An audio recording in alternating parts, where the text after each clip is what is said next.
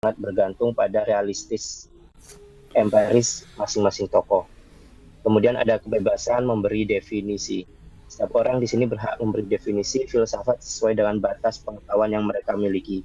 Semakin banyak ilmu yang mereka miliki, pastinya akan semakin dalam juga arti dari filsafat tersebut. Sehingga perbedaan definisi ini menjadi hal yang wajar dan sering kali membingungkan oleh orang-orang pemula. Kemudian cakupan yang sangat kompleks. Filsafat merupakan pemikiran yang memiliki cakupan sangat luas dan kompleks sehingga terkadang sulit untuk dimengerti secara instan. Di situ pun juga nanti terkait dengan filsafat juga akan ada batasan-batasannya juga. Kemudian ada keterbatasan alat bahasa pengetahuan. Di sini diartikan setiap sumber ilmu ini memiliki keterbatasan yang sangat dapat membingungkan pembelajar seperti panca indera dan akal rasional. Yang dimaksud di sini adalah setiap panca indera orang manusia itu berbeda-beda, setiap sudut pandang orang itu berbeda-beda, maka dari itu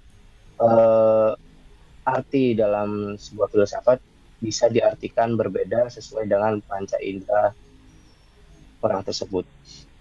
Kemudian kerancuan bahasa. Ada terdapat pandangan bahwa filsafat seringkali menggunakan bahasa yang membingungkan atau berbelit-belit. Muncul anggapan bahwa jika sesuatu pemikiran tidak membingungkan diri sendiri atau orang lain, maka itu bukanlah filsafat. Kebanyakan seperti itu. Kita biasanya bilang kalau filosof itu orang yang sangat pemikir yang sangat berbelit-belit. Kalau nggak berbelit-belit ya bukan filosof, kalau nggak membingungkan bukan filosof. Biasanya kita berpikir seperti itu. Dan bahasa-bahasa yang digunakan sangat sulit dimengerti oleh orang-orang awam. Kemudian penyalahgunaan non-filsuf. Nah, saat ini filsafat banyak dikaji oleh orang-orang yang bukan filsuf asli, namun mengaku sebagai seorang filsuf. Hal ini membuat filsafat hanya dianggap sebagai rangkaian kalimat membingungkan atau teka-teki yang tidak bernilai filosofis. Untuk selanjutnya bisa dipaparkan oleh Pak Fahmi. Silakan Pak Fahmi.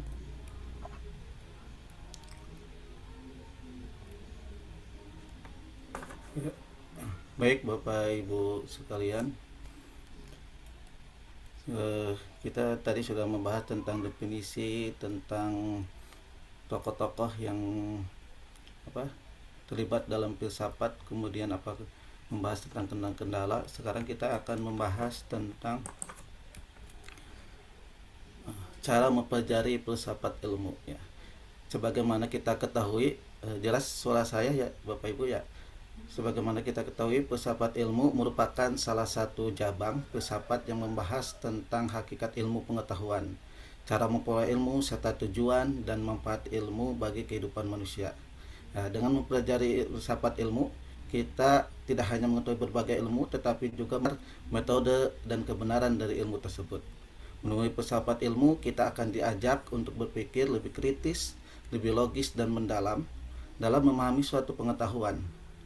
Hal ini penting agar kita tidak hanya menerima ilmu begitu saja, tetapi juga harus mampu menilai dan memahami bagaimana ilmu itu berkembang.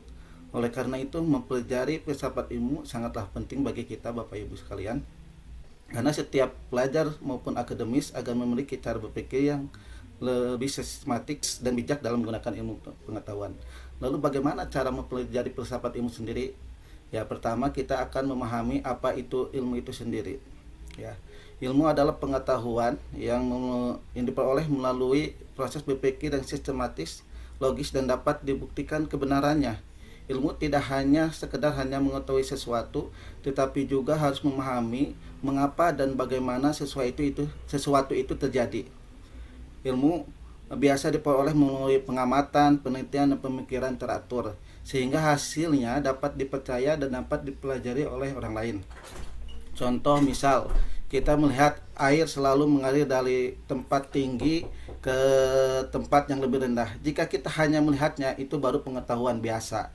Tetapi ketika para ilmuwan meneliti, menjelaskan penyebabnya dan membuat aturan tentangnya, maka itu akan menjadi suatu ilmu. Dan ilmu itu ada jenis-jenisnya ya Bu. Ada ilmu praktis, ada ilmu praktis normatif, ada ilmu praktis positif, ada ilmu spekulatif ideografis, ada ilmu spekulatif nomotetis, dan ilmu spekulatif teoritis. Ya. Apa itu ilmu praktis? Ya. Ilmu praktis adalah ilmu yang tidak hanya membahas teori atau aturan saja, pemikiran saja, tetapi juga dapat diamalkan dalam kehidupan nyata. Ilmu ini mempelajari hubungan sebab akibat agar pengetahuan tersebut bisa diterapkan untuk menyelesaikan masalah dalam kehidupan sehari-hari ya. Ini contohnya seperti ilmu pendidikan untuk mengajar, ilmu kedokteran untuk menyembuhkan pasien, dan ilmu teknik dalam mengembangkan jembatan. Kemudian kedua adalah ilmu praktis normatif. Ilmu ini yang memberikan ukuran, aturan atau pedoman tentang bagaimana sesuatu seharusnya dilakukan dengan baik dan benar. Contohnya ilmu etika. Ilmu etika itu membahas mana yang baik dan mana yang buruk. Kemudian ada lagi contohnya ilmu hukum, membahas mana yang boleh dan mana yang tidak boleh. Kemudian ada ilmu praktik positif. Nah, ilmu ini yang memberikan aturan atau pedoman yang lebih khusus dibandingkan dengan ilmu praktis normatif. Ilmu ini lebih membahas cara melakukan sesuatu tindakan atau pekerjaan agar tujuan atau hasil tertentu dapat tercapai. Contohnya ilmu manajemen, cara mengelola organisasi agar tujuan dari organisasi itu bisa berhasil. Atau ilmu strategi, cara bagaimana kemenangan dan keberhasilan dalam melakukan strategi dalam berbagai hal. Kemudian keempat adalah ilmu spekulatif ideografis ya. Ilmu ini adalah mempelajari kebenaran suatu objek sebagaimana ia mulai muncul yang nyata, baik itu pada tempat, waktu atau tertentu. Contohnya seperti ilmu sejarah yang membahas peristiwa tertentu, atau ilmu biografi yang membahas tentang tokoh-tokoh.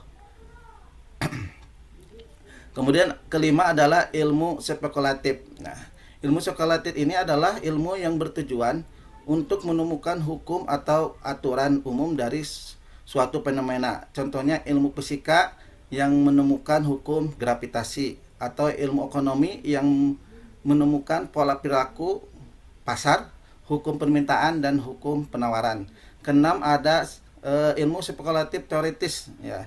Ilmu yang bertujuan memahami hubungan sebab dan akibat dari suatu keadaan atau peristiwa untuk menemukan kebenaran. Contohnya ilmu filsafat, ilmu alam yang meneliti mengapa suatu fenomena terjadi. Nah, setelah kita memahami apa itu ilmu, kemudian kita akan memahami 3 pilar filsafat ilmu.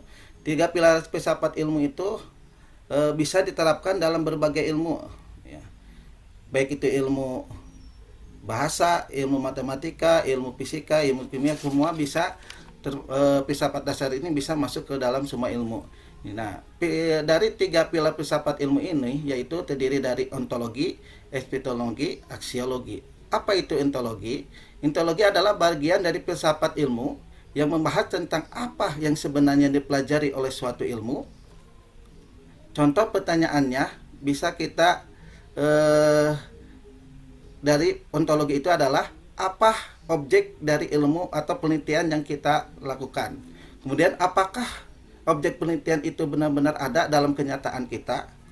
Nah, dengan memahami kita ontologi ini, kita akan mengetahui batasan dan ruang lingkup suatu ilmu, sehingga jelas apa yang bisa dipelajari dan apa yang tidak termasuk dalam kajian ilmu tersebut. Ya. Kemudian ada epistemologi. Ya. Epistemologi adalah yang ontologi, contoh ontologi ya Ibu, maaf, ontologi. Contohnya adalah misalkan ilmu biologi, mempelajari makhluk hidup. Objeknya apa dari ilmu biologi itu? Objeknya adalah makhluk hidup.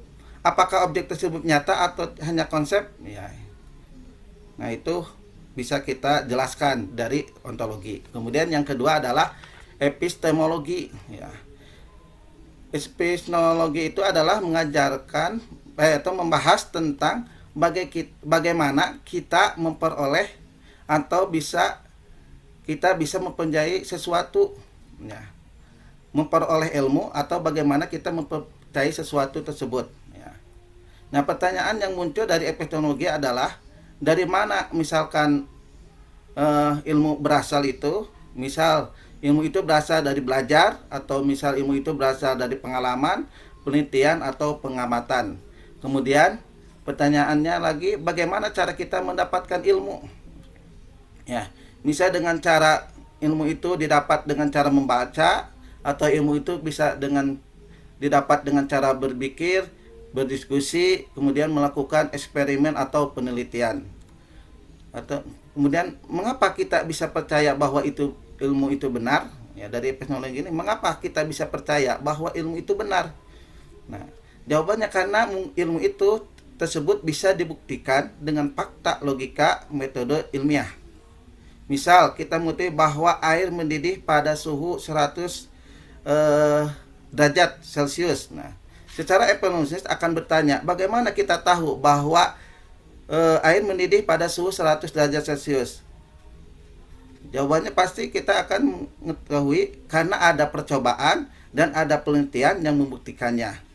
Mengapa kita harus percaya itu benar bahwa air mendidih pada suhu 100 derajat Celcius?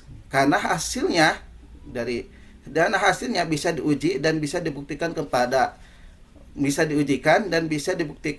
kembali kepada orang lain. Kemudian yang ketiga, pilar dari filsafat ilmu itu adalah aksiologi. Aksiologi itu adalah membahas tentang nilai atau manfaat dan tujuan ilmu pengetahuan itu sendiri.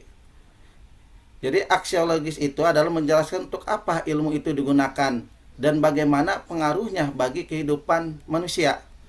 Selain itu, aksiologi juga berkaitan dengan etika penggunaan ilmu, agar ilmu itu bisa dimanfaatkan untuk kebaikan dan tidak diragukan manusia ataupun lingkungan kita sekitar. Contoh sederhana aksiologi adalah ilmu kedokteran digunakan untuk mengobati orang yang sakit dan menyelamatkan nyawa manusia. Ini menunjukkan bahwa ilmu yang dimiliki tersebut memiliki nilai dan bermanfaat bagi kehidupan. Atau misalkan ilmu teknologi. Ilmu teknologi seperti internet dan handphone bisa digunakan untuk memudahkan komunikasi dan mencari informasi. Namun teknologi juga harus digunakan dengan bijak agar tidak disalahgunakan. Jadi aksiologi adalah menunjukkan suatu bahwa ilmu tidak hanya dipelajari tetapi juga harus digunakan dengan baik agar memberi manfaat bagi manusia dan lingkungan. Kemudian cara mempelajari filsafat itu adalah dengan cara menghubungkan filsafat ilmu dengan penelitian. Dengan filsafat ilmu, kita akan membantu memahami apa yang diteliti, bagaimana cara meneliti, dan untuk apa hasil penelitian itu digunakan. Dengan begitu, penelitian tidak hanya menjadi suatu teori, tetapi juga akan bermanfaat untuk memecahkan masalah dalam kehidupan nyata. Contoh dalam penelitian pendidikan, kita meneliti cara belajar efektif agar siswa lebih mudah memahami. Dalam penelitian kesehatan, misalkan ilmuwan meneliti cara mencegah penyakit agar masyarakat bisa hidup sehat.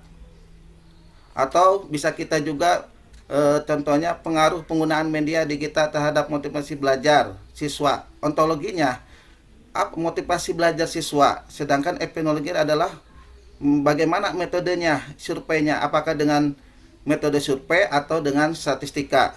Aksiologinya meningkatkan kualitas digital. Itu cara mempelajari ilmu filsafat. Kemudian objeknya, ya. Nah, objek penelitian filsafat ilmu itu sebagaimana dari pemaparan sebelumnya, baik itu Ibu Suli dan maupun Pak Agung, objek filsafat ilmu akan terbagi menjadi dua bagian. Pertama ada objek material, pokok bahasa, ada objek formal. Ya. Secara materi atau secara objek materi, apa yang dikaji filsafat ilmu yaitu ilmu sendiri, ilmu pengetahuan itu sendiri, ya. Baik itu ilmu matematika, ilmu biologi, ilmu kimia yang dikaji dalam objek material. Jadi yaitu ya pokoknya ilmu pengetahuan yang telah disusun secara sistematik dengan metode ilmiah tertentu sehingga dapat dipertanggungjawabkan kebenaran secara umum, ya.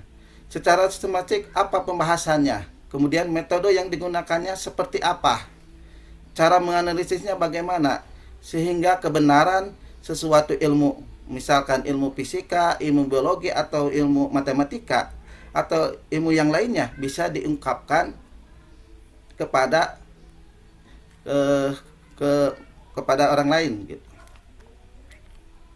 Kemudian objek formal, ya. Objek formal itu adalah terkait dengan masalah-masalah mendasar tentang ilmu pengetahuan yang dibahas dalam tadi landasan pengembangan yang meliputi ontologis, epistemologis, dan aksiologis.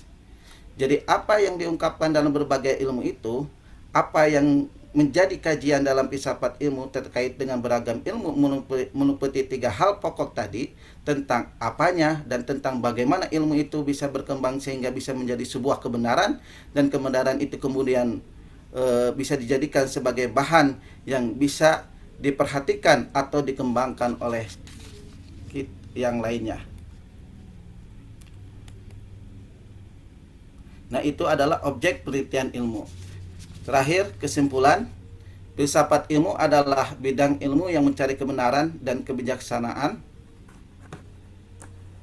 mendalam, kritik, dan radikal menggunakan akal budi. Kemudian, filsafat juga berasal dari kata filosofia yang berarti cinta terhadap bijaksana. Ilmu ini berupaya menemukan kebenaran hasil dari sebab terdalam dari segala sesuatu. Kemudian karakteristik ilmu itu berbeda dengan pengetahuan biasa. Ilmu harus bersifat objektif, sistematis, metodologis, dan universal. Objek material adalah ilmu pengetahuan itu sendiri yang disusun secara sistematik. Kemudian objek formalnya merupakan hakikat atau landasan dasar ilmu yang meliputi ontologi, apa yang dikaji, epistemologi, cara mengkaji, dan aksiologi, nilai guna ilmu itu sendiri. Manfaat didapat dalam membentuk mahasiswa agar mampu berpikir logis, kritis, dan analitis dalam memecahkan masalah kehidupan sehari-hari maupun dalam penelitian ilmiah. Tokoh kunci filsafat umumnya diantara melibatkan pemikiran besar dari era Yunani seperti Socrates, Aristoteles, era Islam Ibnu Sina, Al-Khwarizmi, hingga tokoh modern dan tokoh Indonesia Tan Malaka, Ki Hajar Dewantara. Oke. Ini adalah referensi yang kami ambil, ya. Ada beberapa referensi dari Haryanto Budi sampai Pujawitat. Nah, ya. Sekian presentasi dari kami. Saya kembalikan kepada moderator Pak Agung Hairul Kalam. Wassalamualaikum warahmatullahi wabarakatuh. Waalaikumsalam warahmatullahi wabarakatuh. Terima kasih Bu Suli dan Pak Fahmi atas paparan materinya. Untuk sesi selanjutnya adalah sesi tanya jawab. Untuk sesi pertama saya buka 2 pertanyaan. Silakan untuk Bapak Ibu yang mau ditanyakan.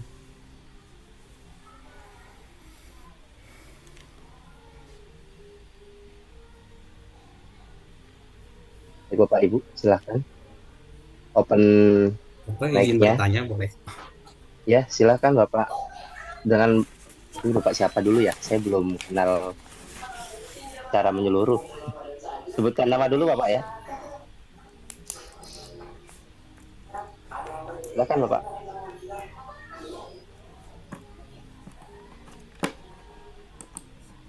Ya, mohon izin memperkenalkan, nama saya Pak Ramadan. Izin bertanya Bapak, tadi disampaikan bahwa beberapa kesulitan dalam mempelajari filsafat adalah subjektivitas pengalaman filsuf dan kebebasan memberikan definisi. Nah, berarti kan kalau dilihat di sini ini lebih kepada subjektivitas tiap orang gitu ya. Nah, yang ingin saya tanyakan, apakah filsafat ini memiliki kebenaran yang hakiki? Artinya tidak berdasarkan subjektivitas tiap orang, atau malah sebaliknya tergantung kepada subjektivitas dari tiap orang gitu Pak. Itu saja mungkin. Terima kasih. Baik, terima kasih Pak Ramadan. Silakan, masih dibuka satu penanya lagi untuk sesi pertama.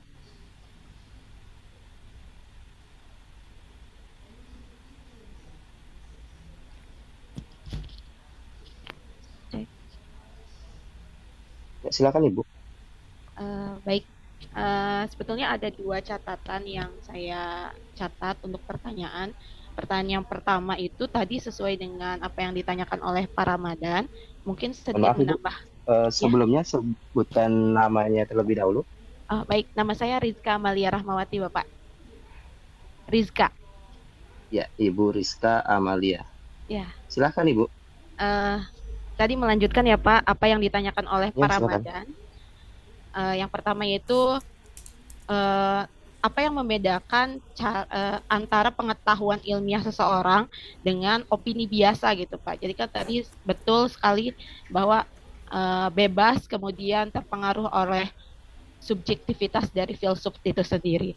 Kemudian selanjutnya adalah saya ingin menanyakan terkait dalam praktik penelitian, mana yang lebih dominan ketika seseorang ingin melakukan penelitian, apakah cara memandang realistisnya atau ontologinya, ataukah metode memperolehnya atau epistemologinya, ataukah pengetahuan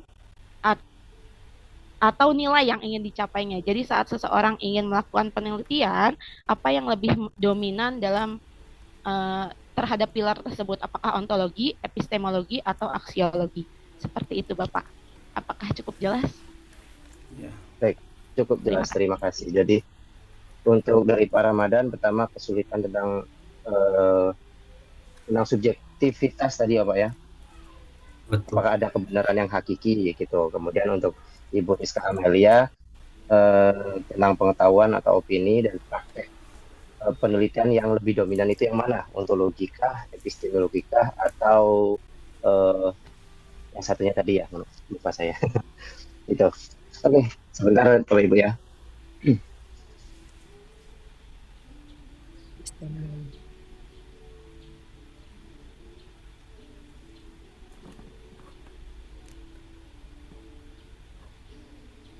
Mungkin untuk pertanyaan Bu Rizka terkait dengan praktek penelitian yang lebih dominan, itu bisa dijelaskan oleh Pak Fahmi.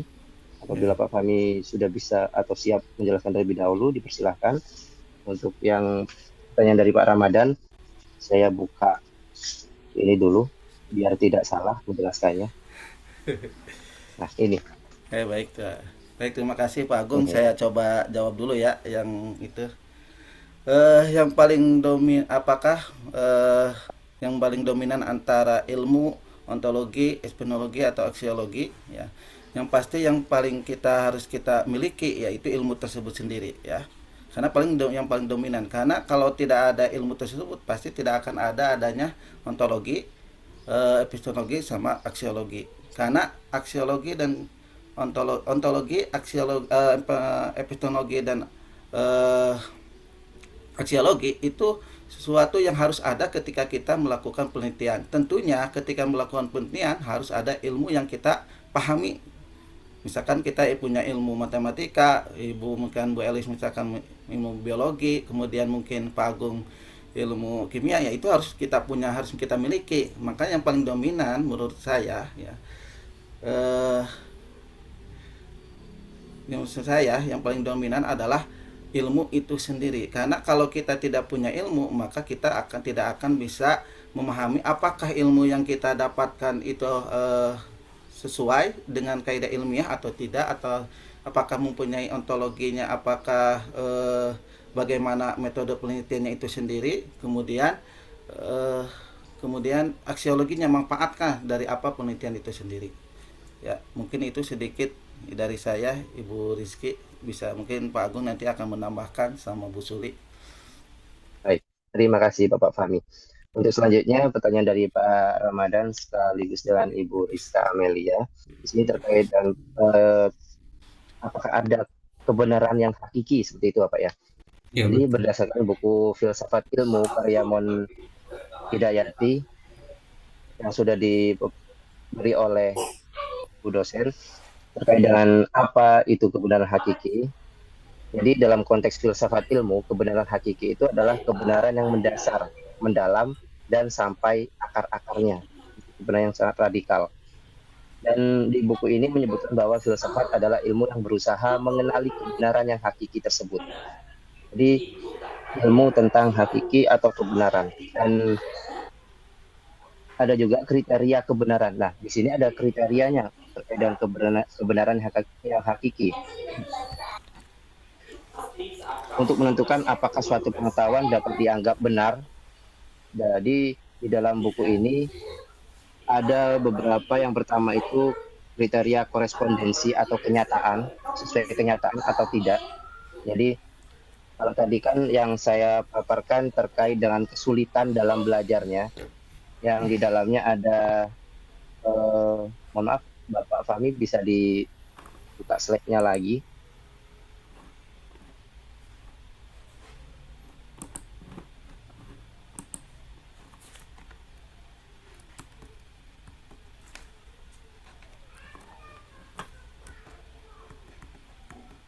Jadi sambil saya jelaskan terkait dengan itu, sama tadi ada kriteria korespondensi atau kenyataan. Jadi pernyataan dianggap benar jika sesuai dengan kenyataan yang objektif atau fakta yang ada di lapangan.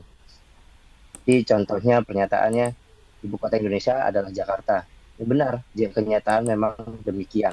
Jadi seperti itu. Kemudian ada kriteria koherensi atau konsistensi. Jadi pernyataan itu dianggap benar jika konsisten, tidak berubah-ubah. Namun di sisi lain, semalam saya juga membaca suatu ilmu itu juga bisa berubah.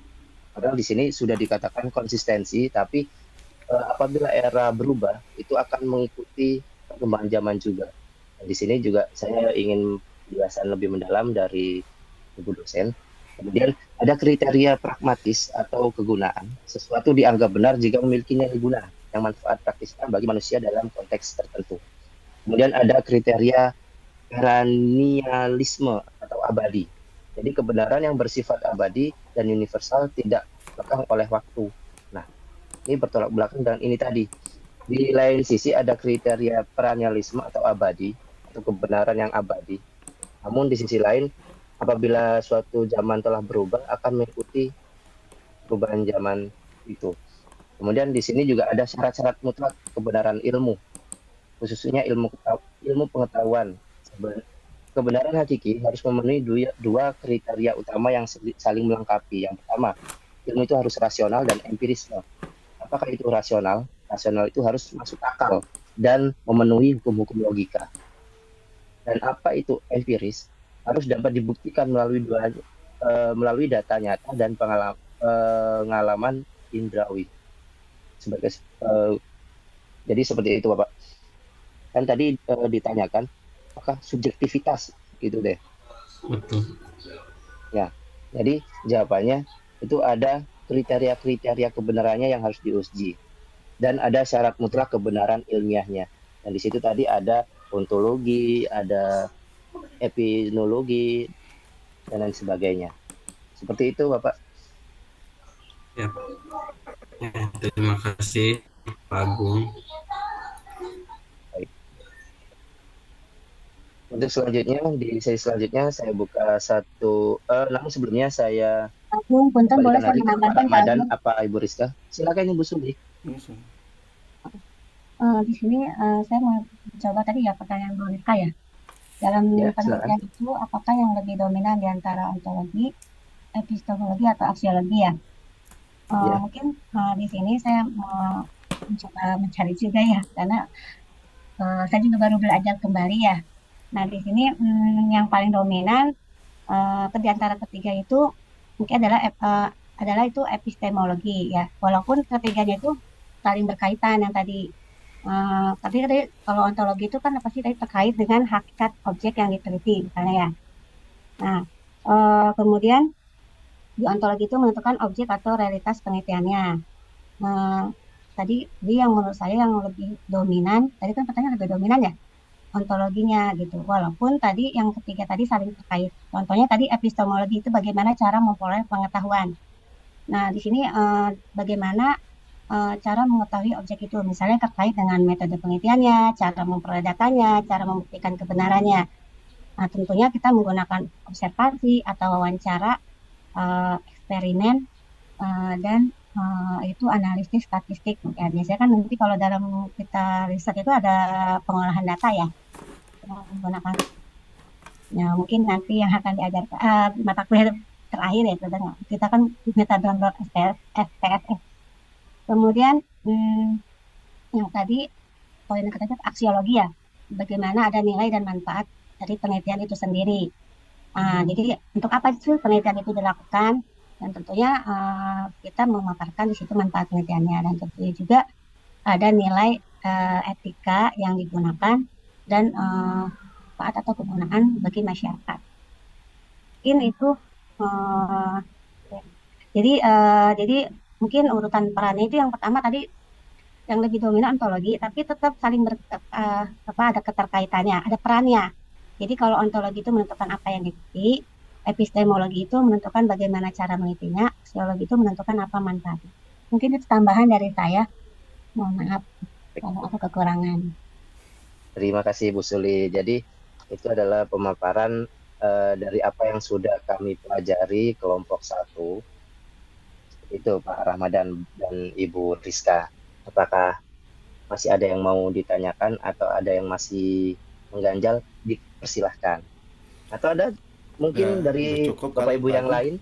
Udah cukup kali Pak Agung. Baik, terima kasih. Udah 8 ada yang mau menambahkan? Terima kasih. Apa? Ya, baik. Ini mau dibuka satu sesi lagi kah? Masih ada waktu nggak Bapak Ibu? 30 menit lagi Pak Agung waktunya. 30 menit lagi. Iya. Masih Pak Agung, silakan dibuka lagi. Buka lagi. Satu sesi lagi untuk pertanyaan. Dipersilahkan satu orang penanya. Takut penasaran nanti kalau tidak. Ya, mumpung Pak Agung, saya mau nanya. Ya, silakan sebutkan nama Ibu. Perkenalkan, nama saya Purinda. Purinda, silakan. Saya mau nanya terkait tadi kan melanjutkan pertanyaan Pak Ramadan sama Bu Rizka. Tadi kan tentang subjektivitas filsuf untuk mencari kebenaran ya Pak. Nah, terkait itu kan nama filsuf itu mencari kebenaran tentang ilmu. Pertanyaan saya itu, apakah ilmu pengetahuan bersifat bebas nilainya, sekedar hanya untuk demi objektivitas, atau justru harus terikat sama dengan nilai yang ada di perkembangan zaman sesuai dengan itu kan. Misalkan contohnya, kalau ilmu bersifat bebas, kalau misalkan seorang ilmuwan menciptakan tentang cloning manusia, itu kan bersifat bebas, tapi secara hukum yang ada itu tidak bisa dilakukan karena kan terkait hukum agama, terikat dengan hukum agama dan sebagainya. Jadi pertanyaannya itu, apakah ilmu pengetahuan harus bersifat bebas demi objektivitas saja, atau justru terikat dengan ilmu-ilmu yang lain, agama, sosial, agar tetap menjadi manusiawi, Pak? Itu aja. Baik, terima kasih. Jadi apakah ilmu pengetahuan itu bersifat bebas atau terikat seperti itu Ibu ya? Baik, Ibu Purinda. Ya, sama-sama Ibu Purinda. Sebentar ya. Saya cari dulu karena saya tidak begitu masih belajar juga. Itu ada karena ada batasan-batasan ilmu juga.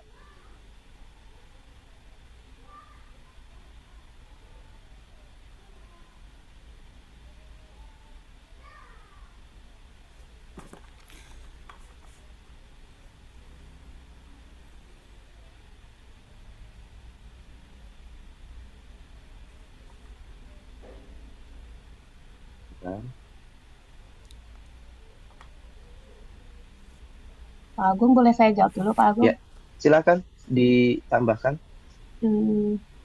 Mungkin ya sebetulnya pertanyaan Ibu ini sama halnya ketika saya menyusun akan presentasi gitu.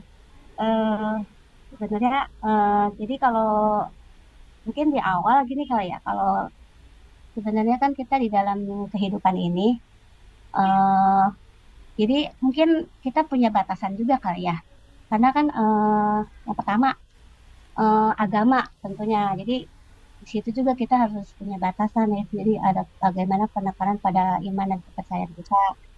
Dan tentu ada aturan hidup kita secara lahir dan batin gitu. Jadi karena kan tadi kita mencari kebenaran, terus apa sih harus logika juga. Tapi kan kalau saya sih mikir apa namanya ada batasan, dan kemudian yang kedua ada batasan tadi ada satu agama. Kemudian tadi kita kembali lagi ke tentunya sejarah filsafat ya, di tokoh-tokoh filsafat yang sudah disampaikan tadi oleh Pak Agung, ya kan. Kemudian di sini juga tentunya, tapi tetap walaupun tadi kita harus ada bagaimana sih? Ini kayak saya juga sebenarnya masih apa namanya? Jadi kan tadi ada tampilan ya bagaimana cara mempelajari filsafat ya. Jadi di situ sudah dijelaskan oleh Pak Fahmi. Jadi kalau kita mempelajari filsafat itu tentunya kita juga harus punya metode. Yang pertama yaitu harus sistematis. Mempelajari karya filsafat itu fokus pada filsafat dimulai dari teori pengetahuan, teori hakikat, dan teori nilai. Nah, kemudian metode historis itu bagaimana dengan mengikuti sejarah pemikiran dari tokoh-tokoh yang sebelumnya tadi sudah disampaikan, lewat hidupnya, pokok ajaran baik dalam teori pengetahuan, teori hakikat, dan teori ilmu. Jadi kita mempelajari filsafat itu bisa secara kronologis juga. Kemudian dengan metode kritis, yaitu dengan mempelajari filsafat dengan tentunya dengan lebih intensif, yang diawali dengan bagaimana kita memahami isi ajaran dan mengajukan kritiknya atau mendukung terhadap ajaran filsafat yang dipelajari. Mungkin itu dulu dari saya, nanti ditambahkan oleh teman yang lain. Boleh menambahkan Terima ya? kasih. Pak Silakan. Agung boleh menambahkan ya? Ya, silakan Pak. Kalau Ini. menurut saya ya, dalam penelitian itu ada yang bebas, ada yang terikat. Maksud yang bebas, ilmu itu harus bebas adalah berarti ilmu itu harus bebas, tidak boleh terpengaruhi oleh politik dan kepentingan pribadi. Sehingga ketika tujuan ilmu itu tetap objektif dan mencari kebenaran apa adanya. Dan ilmu itu harus terikat. Ya, ilmu itu harus terikat sebagai supaya ketika terikat oleh nilai moral, etika, dan kemanusiaan, agar si ilmu yang diteliti itu tidak disalahgunakan. Ya. Misalkan teknologi nuklir harus dibatasi agar tidak merusak manusia. Misalkan tadi cloning, nah cloning mungkin harus dibatasi juga secara etika, karena mungkin takutnya merusak manusia itu sendiri. Nah, jadi ilmu itu bisa secara bebas, berarti bebas itu harus tidak ada intervensi atau politik atau kepentingan pribadi, yang mana ilmu itu harus bermanfaat biar supaya objektif dan bermanfaat kepada seluruhnya. Dan ilmu itu harus terikat secara moral, etika, dan kemanusiaan, sehingga ilmu penelitian itu tidak disalahgunakan. Nah, itu mungkin menurut saya sedikit tambahan. Baik. Jadi saya juga menambahkan terkait dengan pertanyaan dari Ibu Purinda. Terima kasih Bapak kami dan Ibu Suli untuk menambahkan pemaparannya. Di sini ada menurut buku Hidayati Otalwa, ada batas-batas pengetahuan manusia ditentukan oleh kapasitas atau subjek atau manusia dan sifat objek yang dikaji. Jadi ada beberapa batas. Ada batas ontologi, itu ada objek yang dikaji, itu ilmu pengetahuan, hanya membatasi daripada kajian gejala alam atau fenomena yang berada dalam jangkauan pengalaman manusia aja. Dan ilmu tidak bertujuan menjawab pertanyaan di luar dunia fisik atau metafisika.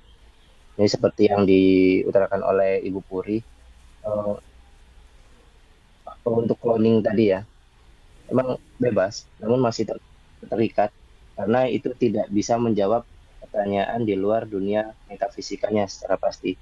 Seperti hakikat Tuhan atau kehidupan setelah mati itu seperti apa, karena hal tersebut tidak dapat diverifikasi secara empiris. Itu, Ibu. Dan batasan dari epistemologi atau alat pengetahuan, di sini juga batasan-batasan ada panca indera, itu setiap manusia, setiap individu juga mempunyai batasan-batasan tertentu terkait dengan panca indera masing-masing. Kemudian ada batasan ruang dan waktu. Jadi pengetahuan manusia bersifat temporer atau sementara. apa yang dianggap benar hari ini bisa saja gugur di masa depan jika ditemukan bukti baru yang lebih kuat dan lebih otentik dan bisa dibuktikan secara implisit. Ini menunjukkan bahwa pengetahuan manusia tidak pernah mencapai titik yang benar-benar final atau absolut secara mutlak dalam ranah ilmiah. Karena sejatinya kebenaran hanya milik Allah apabila kita beragama Islam. Mohon maaf untuk sebelumnya. Nah, kemudian ada batasan aksiologis atau batasan etika dan nilai. Pengetahuan juga dibatasi oleh nilai-nilai moral yang tadi sudah disajikan oleh Pak Fahmi juga. Tidak semua hal yang bisa diketahui secara teknis itu boleh dilakukan atau diterapkan jika itu melanggar harkat kemanusiaan dan merusak alam.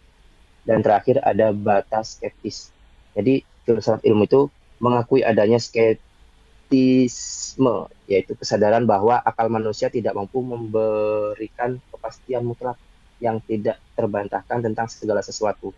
Oleh karena itu, ilmu pengetahuan selalu bersifat terbuka untuk dikoreksi. Gitu. Jadi singkatnya, pengetahuan itu kita terbatas pada apa yang masuk akal atau rasional aja, dan apa yang bisa diamati. Seperti itu Ibu Purinda yang bisa kami paparkan. Bagaimana Ibu Purinda dan lain? Ya, terima kasih. Baik, terima kasih. Baik, pemaparan materi mungkin sudah ya Bu ya. Untuk selanjutnya bisa kita diskusikan bersama-sama dengan Ibu dosen, Ibu Tri Anita. Dan sebelum kami akhiri, saya ucapkan terima kasih terlebih dahulu. Boleh Ya, silakan. Oh, boleh silakan Bapak Yulian.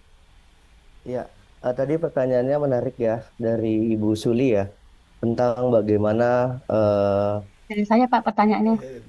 Iya, Bu Purinda. Bu Saya Purinda yang ya. menjawabnya. Dari Ibu Purinda. Oh ya, dari Bu Purinda ya. Tadi bagaimana tentang filsafat itu membahas ilmu cloning. Bagi saya, menurut pendapat saya ya, dari pertanyaan tersebut sebenarnya sudah dibahas di salah satu cabang filsafat yang kita kenal sebagai bioetika gitu ya. Jadi di mana filsafat ini sendiri seperti yang diutarakan oleh Pak Fahmi secara definisi, bahwasannya dalam filsafat itu memuat olah pikir, olah rasa, olah kata, olah makna. Nah, jadi di sini dalam cabang ilmu filsafat tersebut kita dapat menguji apakah yang dilakukan si peneliti tersebut memenuhi 3 standar tersebut. Misalkan untuk olah pikir kita bisa uji argumentasinya mengapa cloning itu harus dilakukan. Kita bisa cek bagaimana apakah yang dilakukan terdapat kesalahan berpikir atau logical fallacies. Tujuannya ya tentunya agar kita tidak mudah tertipu oleh si ilmu pengetahuan ini, dalam arti si peneliti ini, karena kan si peneliti ini beliau bisa menyampaikan bahwa ini sesuatu yang penting padahal ada maksud lain yang bersifat subjektif gitu ya. Selanjutnya dalam penelitian ini adalah olah rasa gitu ya. Kita bisa merenungkan apa itu kebaikan etika atau apa sesuatu hal yang sekiranya ini itu melawan dari prinsip-prinsip moral gitu ya. Tujuannya apa? Tujuannya kita bisa membentuk nurani yang tajam agar kita bisa membedakan mana yang bisa dilakukan dalam teknologi ilmu atau yang pantas dilakukan yaitu sebagai moral gitu. Jadi dari kedua hal tersebut itu sudah membatasi bahwasannya filsafat itu tidak terbatas dalam ilmu pengetahuan, namun terdapat olah rasa di dalamnya di mana kita bisa memantaskan diri.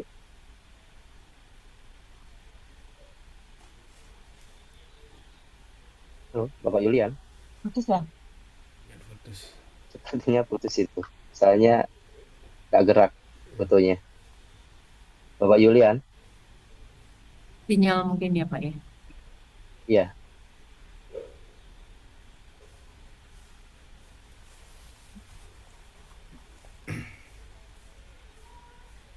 Bapak Yulian? Bisa bergabung lagi? Baik. Terima kasih atas paparan dari Bapak Yulian untuk tambahannya tadi.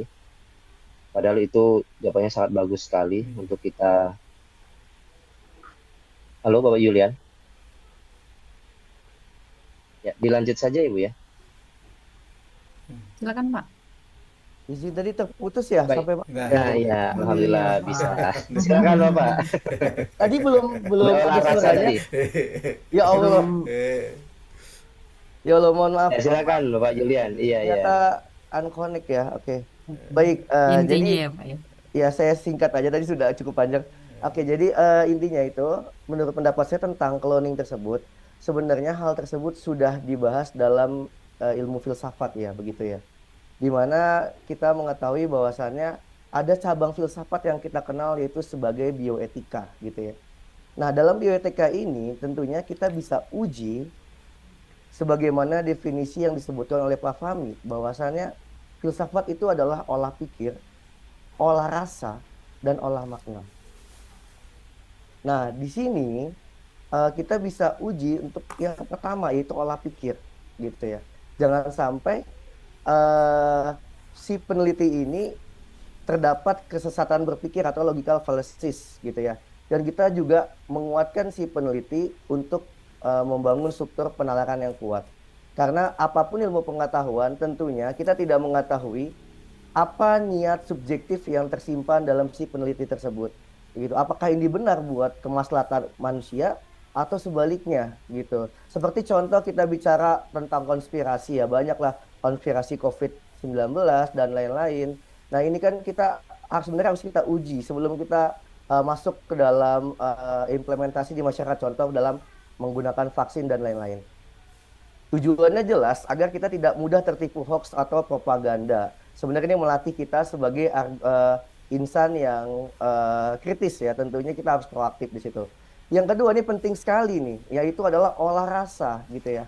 Di dalam olah rasa ini kita bisa merasakan apakah itu sebuah etika atau sebuah kebaikan atau ini sesuatu yang terasa salah dalam diri kita gitu ya. Tujuannya apa?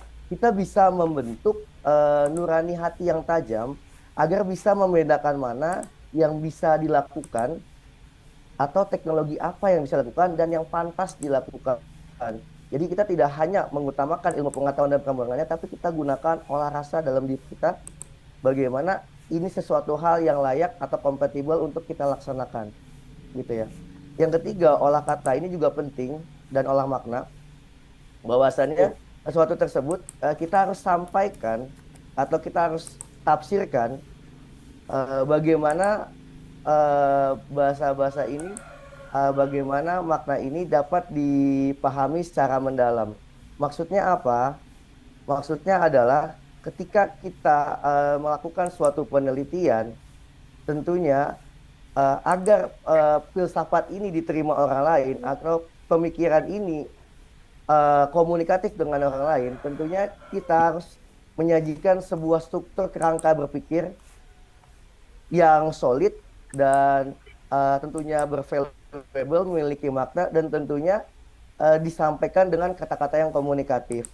Karena bahwasannya untuk sebuah pembaharuan kita harus tahu pasti akan menimbulkan dua cabang, yaitu cabang pro dan cabang kontra. Dan yang kita mau bahwasannya filsafat ini adalah menajamkan ilmu pengetahuan, bukan untuk memberi kegaduhan, gitu ya. Terima kasih banyak panitia. Assalamualaikum warahmatullahi wabarakatuh. Waalaikumsalam warahmatullahi wabarakatuh. Terima kasih Bapak Julian atas menambahkan pertanyaan dari Ibu Purinda. Semoga bisa menjawab pertanyaan dari Ibu Purinda dan teman-teman yang lain juga. Mungkin sampai sini saja untuk pertemuan kedua. Dan terima kasih atas masukannya dari semuanya. Dan mohon maaf apabila pemaparan materi di kelompok kami, kelompok yang pertama, ada kurang dan lain sebagainya. Akhirul kalam kami akhiri. Terima kasih. Wassalamualaikum warahmatullahi wabarakatuh. Waalaikumsalam warahmatullahi wabarakatuh. Kembali kepada saya Bapak. Iya Ibu. Baik Bapak Ibu, terima kasih untuk kelompok 1 yang sudah dengan luar biasa menyampaikan materi untuk pagi hari ini. Tentu yang kita ambil kesimpulan untuk materi kita di pengantar filsafat ini adalah eh, kita bisa memahami konsep-konsep dasar dan teori-teori yang terkait dengan ilmu pengetahuan, serta mempertanyakan asumsi-asumsi yang mendasari ilmu pengetahuan. Nah, dengan demikian, kita dapat meningkatkan pemahaman tentang ilmu pengetahuan, mengembangkan kemampuan berpikir kritis dan analitis, dan membuat keputusan yang lebih baik atau yang lebih tepat, Bapak Ibu ya, apabila ada suatu masalah.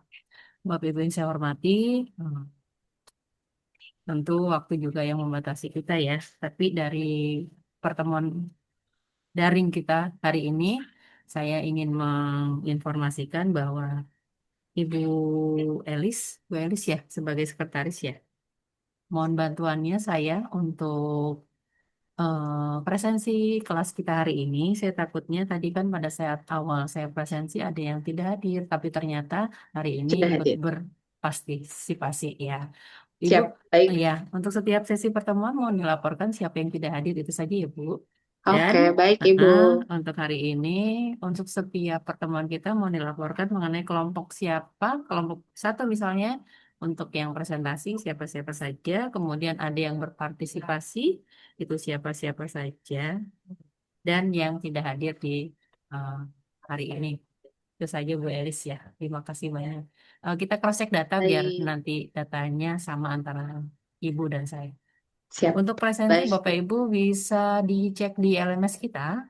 Yang belum terabsen mungkin nanti bisa informasi ke saya agar saya bantu checklist untuk kehadirannya. Bapak Ibu ada pertanyaan?